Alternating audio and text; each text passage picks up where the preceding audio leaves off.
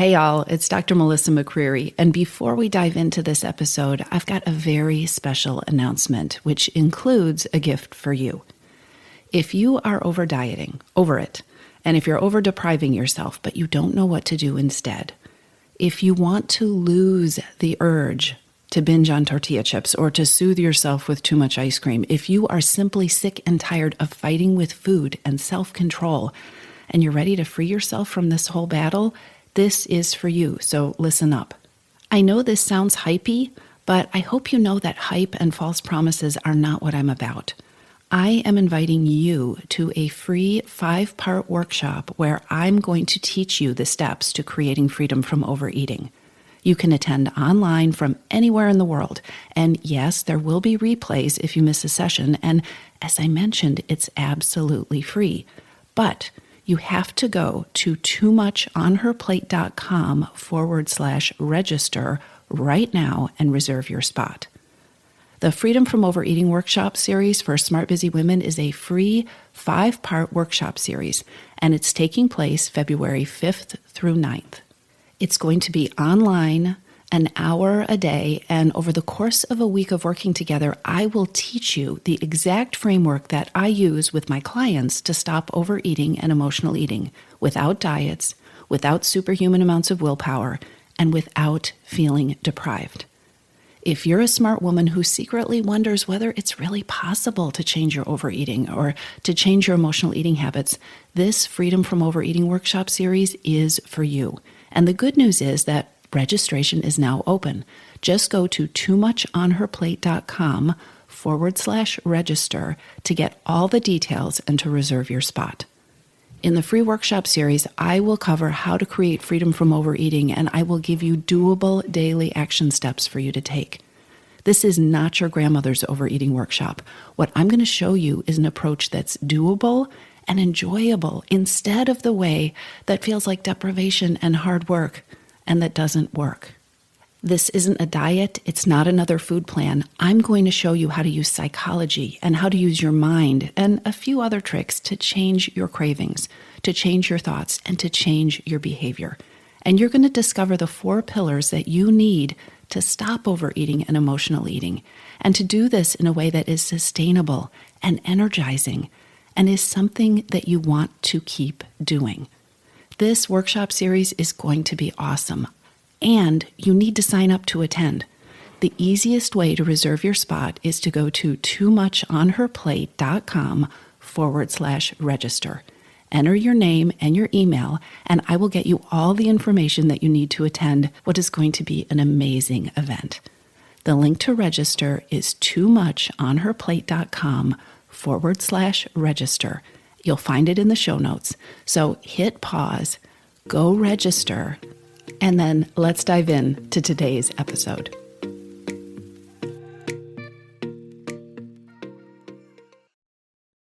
Hey, everybody. It's another episode of the Too Much on Her Plate podcast, and I'm excited to record this for you today. I do have a bit of a sore throat, so if I sound a little scratchy, that's what's going on. What I want to give you today are 10 questions that you can use to help you lose the urge to overeat. Here's the thing. When it comes to making a lasting change with something like overeating or emotional eating, your power lies in addressing the problem from the source. When you fix the reason that you're overeating, or when you change the habits or behaviors that lead to emotional eating, that's when you truly have a different relationship with food. So you can set yourself up to fight cravings or be strong. And we do that. We set ourselves up when we are just focusing on how we're going to eat. This is when I'll eat, and this is what I'll eat, and this is when I won't eat. But if you start addressing why you want to overeat, why you want to binge in the first place, why you want to, or why you find yourself wandering into the kitchen or to the vending machine or driving through the drive-through when you have told yourself you're not going to do that, when you focus on addressing why you want to do those things or are doing those things, then you're on the road to really changing how and when you think about reaching for something to eat. If you are like so many busy women, you're out of energy and you're wired and you're still going over your workday in your head when you walk in the door after work, you can try to grit your teeth every day and tell yourself that today you are not going to go for that bag of tortilla chips. That's the willpower approach. And we all know there is a percentage of time, a good percentage of time, that doesn't have a chance. A way that works much better is to start to set yourself up with better circumstances by targeting the hidden hungers and the reasons that you're feeling driven to rip into those tortilla chips in the first place. The reason you are propelled through the door right into the kitchen. The reason you don't want to do anything else. The reason you're showing up after a long day on autopilot. And maybe the reason you're wanting nothing else but to just zone out with something crunchy in your mouth. You become so much more powerful when you grow ways to shift these circumstances and to deflate the cravings and the urges. Take the power away from them. And today I have some doable ways to make these shifts for you. What I have for you are 10 questions that you can use that will help you lose the urge to overeat and that will help you create habits that take away cravings and keep you from wandering into the kitchen on autopilot. All right? So I'm going to give you 10 questions. These are questions you can ask yourself. These are questions you can spend time journaling on. You don't have to answer them all at once. You might want to listen to this podcast episode and focus on the question that speaks the most loudly to you. Or if you're a systematic kind of person, you might want to write these down and go back to these. Spend some time with your journal one by one and see what comes up. Okay? So 10 questions that can help you lose the urge to overeat. The first question that can be very helpful to ask is, what would you like more of in your life? What would you like more of in your life? And what is a small step that you could actually take in this moment that would move you in that direction? So often we reject thinking about what we would like more of because before we even think about it, we tell ourselves that it's not even possible. But what we want is actually an accumulation of little, small, doable things. And sometimes the first step is just acknowledging that you want more of something. Maybe you want more naps or more free time or more help. What would you like more of in your life? And what is a simple, doable step? Think really simple. Sometimes giving yourself 5 extra minutes or 5 minutes between something. Maybe you want time to take a breath when you walk in the door, wanting to grab those tortilla chips, right? Maybe it's 5 minutes and permission to change your clothes or wash your face or just shift gears before you do the next thing. Something that simple can be the beginning of a change. The next question that I think is very powerful to ask yourself is, how's your energy level? And again, what is one step that you can take to better care for or to better nurture your energy? There is a good chance that you are thinking about your energy level as something that you are powerless to change right now, or that is going to require something so difficult that you don't have the energy to change your energy level. So what do you crave? Do you crave going to bed earlier? Do you crave short breaks in your day? Sometimes just acknowledging that you're tired is the beginning of taking care of your energy level.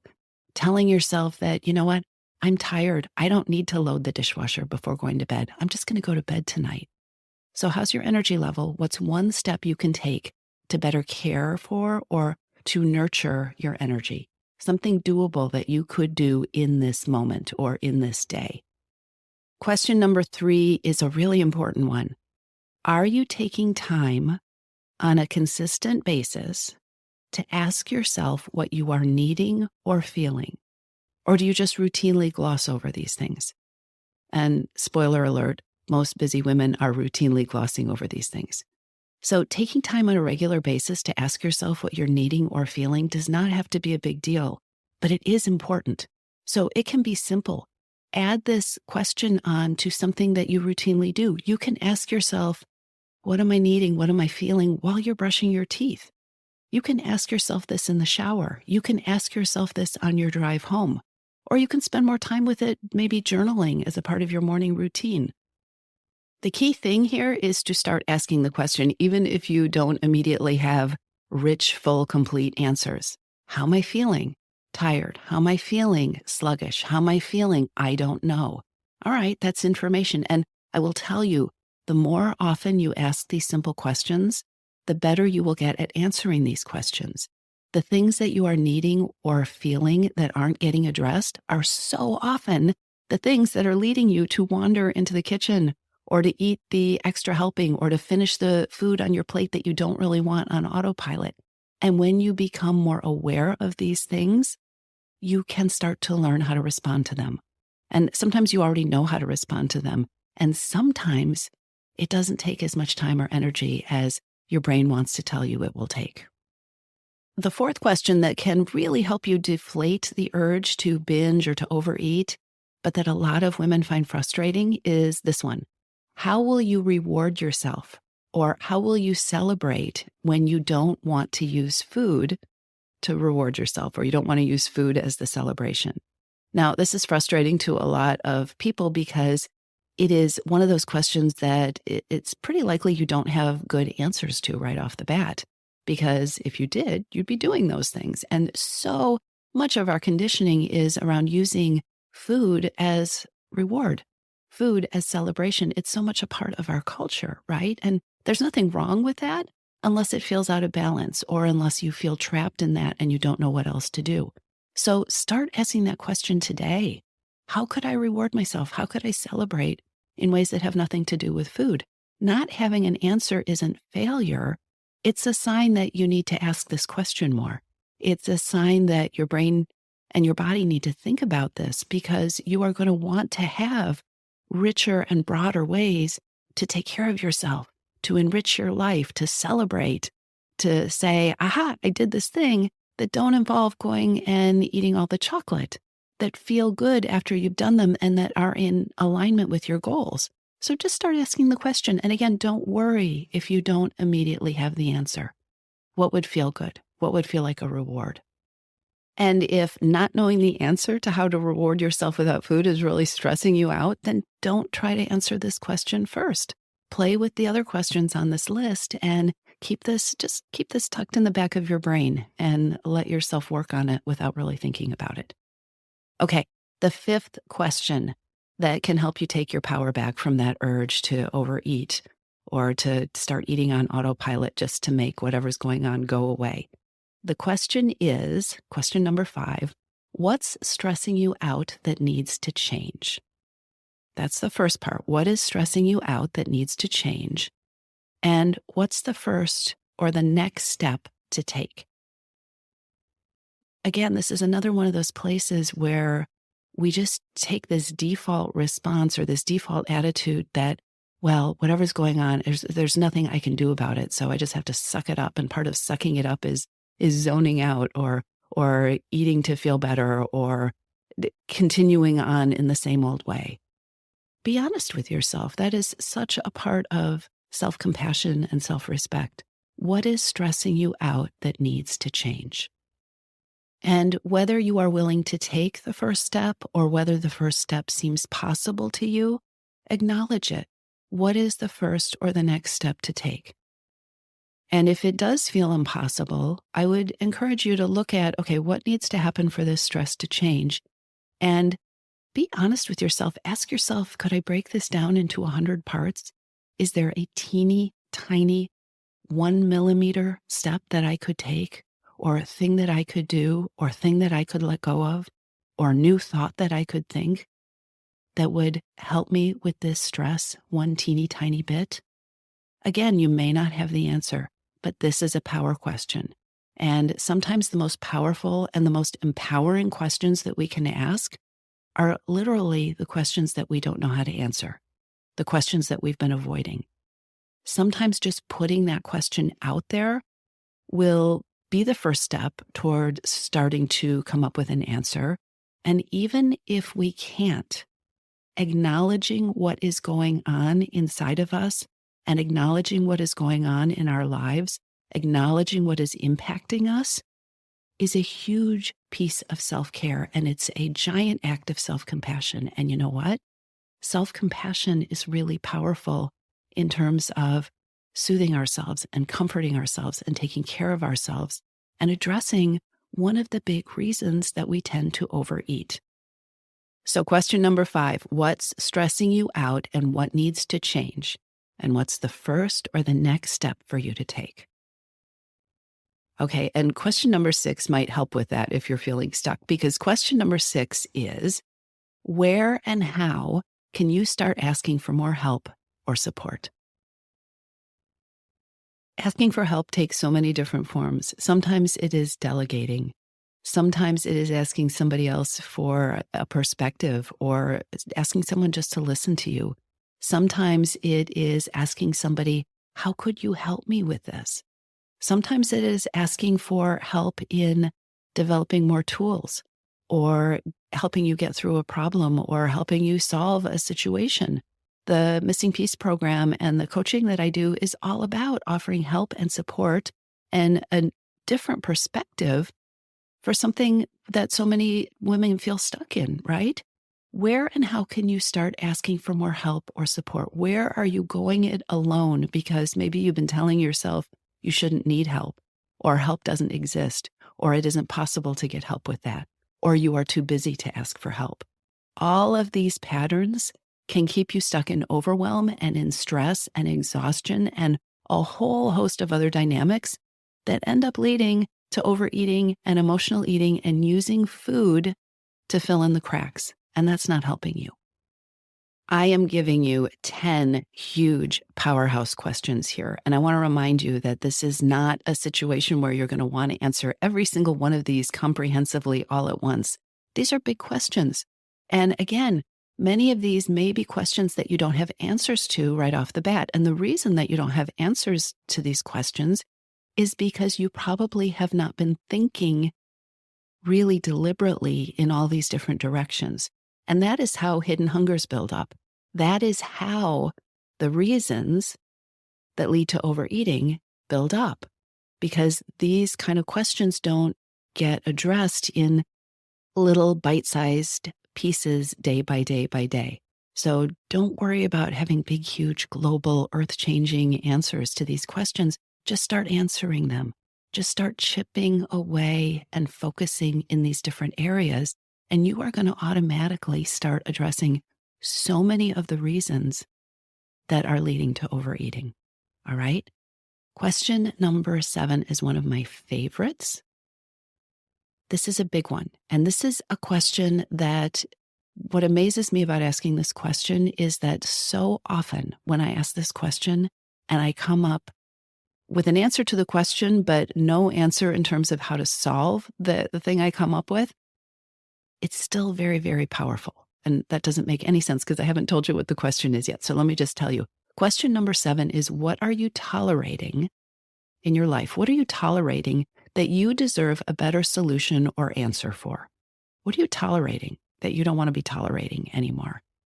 There is something so changing, so transformative about just asking this question, just acknowledging things that you are tolerating, putting up with that aren't working for you, that you deserve a better solution for. It has amazed me how many times I have simply answered this question, and over the next few days and weeks, I have just moved towards not tolerating that thing anymore, shifting it or changing it without, making a list and coming up with all these steps and doing these things. Sometimes acknowledging is one of the most powerful things you can do. So what are you tolerating that you don't want to tolerate anymore? Here's a question that is about as far from diet culture as you can get. What will you include in your day to make you smile or laugh? What would be different about your day if you asked yourself that every morning on your way to work or as you were drinking your coffee? What am I going to include in my day today that's going to make me smile or laugh? It could be a 5-second thing, right? It could be watching a video. It could be spending some time with a child. It could be playing with your cat. It could be going outside and blowing some bubbles, right? What will you include in your day to make you smile or laugh? It is a little thing, but what a mood shifter. What if you did that after work, right? Or before you left work, if you've got that pattern of, wandering into the house on autopilot and just inhaling food to help yourself feel better, what if there was more smiling or more laughter? Okay, another thing that we want to make sure you're getting enough of comes up with my second to last question, which, well, actually, it's not the second to last question because I have a bonus question for you. But question number 9, are you getting enough sleep, or are you getting enough restful or relaxing time? Two different things, both really important. If you are not getting 7.5 hours of sleep, start there. I cannot tell you what a change you will see if you go from getting inadequate sleep to getting good, restful sleep. What a change you will see in your eating. What a change you will see in your appetite. What a change you will see in your cravings and the kind of food that you are desiring, on top of a million other things that change when you start getting enough sleep. And then separate from sleep is restful time or relaxing time. So many busy women I talk to work, work, work, work, work, and they have a to-do list that they are following right up until the time that they tell themselves, okay, now it's time to stop and go to sleep. And then they wonder why they don't sleep well at night. Do you have unwinding time? Do you have restful time? Or do you work, work, work, work, work, and then kind of numb yourself out by grabbing things to eat or by snacking at the end of the day or by having that big bowl of ice cream, and then you try to jump into bed and then you can't sleep because you're thinking about your to-do list, or you're waking up in the middle of the night thinking about your to-do list? Sleep and restful and relaxing time are huge if you want to stop overeating or emotional eating. All right? The 10th question that really will help you shift your relationship with food and really will help deflate the reasons that you overeat is one that, again, so many people skip. How do you score yourself on the level of play and fun in your life? Scale of 0 to 10. How much play and fun are you getting in your life? How satisfied are you with the amount of play and fun in your life? And what is an action that you will commit to this week to improve this? One little notch, one little inch, one little millimeter. How can you get a little more play and fun and lightness in your life? It's an important question. Again, if it feels impossible, think smaller. One little notch. How can you have a little more lightness in your life? This is so important. Okay, I said I had a bonus question for you, and it's a pretty simple one. If this is sounding helpful to you, have you registered for my upcoming free 5-day Freedom from Overeating workshop? Because we're going to be doing a lot more of this. Over those 5 days, we are going to be looking at different, simple, doable strategies that you can be taking to shift from that pattern of, I will not eat the tortilla chips, right? I will be strong. I will not binge tonight. I am going to not eat after 7 o'clock. All that planning and focusing on self-control and self-discipline. I'm going to show you how to keep shifting that into, how do I take care of myself so I'm not thinking about wandering into the kitchen to getting the tortilla chips?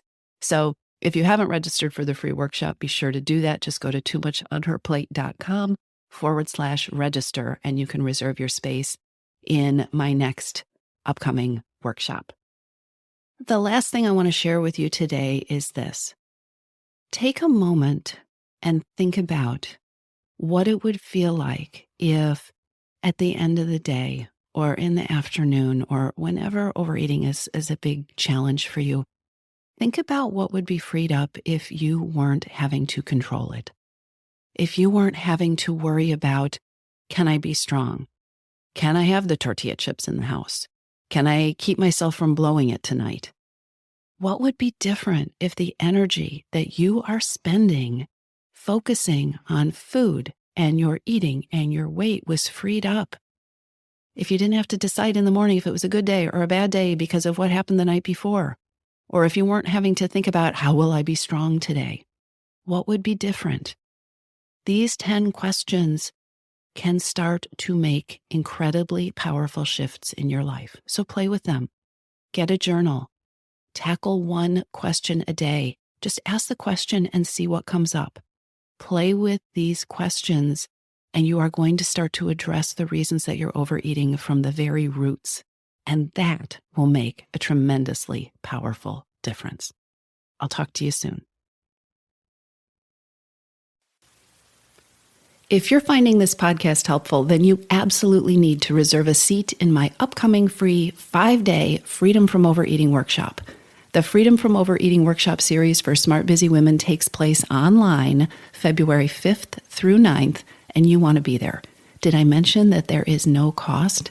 Over the course of 5 days, about an hour each day, I'm going to be teaching you how to lose your cravings, how to lose your urges to binge or overeat without feeling deprived and without relying on superhuman levels of willpower or discipline. I'm going to show you how to break habits of mindlessly wandering into the pantry or finding yourself heading for the drive-thru despite your best intentions. In the workshop series, you will learn how to find better solutions for stress eating, for comfort eating, for eating to cope, new solutions that feel good. And you are going to discover how to feel powerful and confident with food, with your eating, and with your weight again. This all goes down February 5th through 9th, and you want to be registered to get all this good stuff. It is going to be a spectacular event. Just go to toomuchonherplate.com/register to reserve your place in the workshop series or grab the link in the show notes. Don't put this off. Take 30 seconds right now and let's create big change together. I'll see you there. toomuchonherplate.com/register.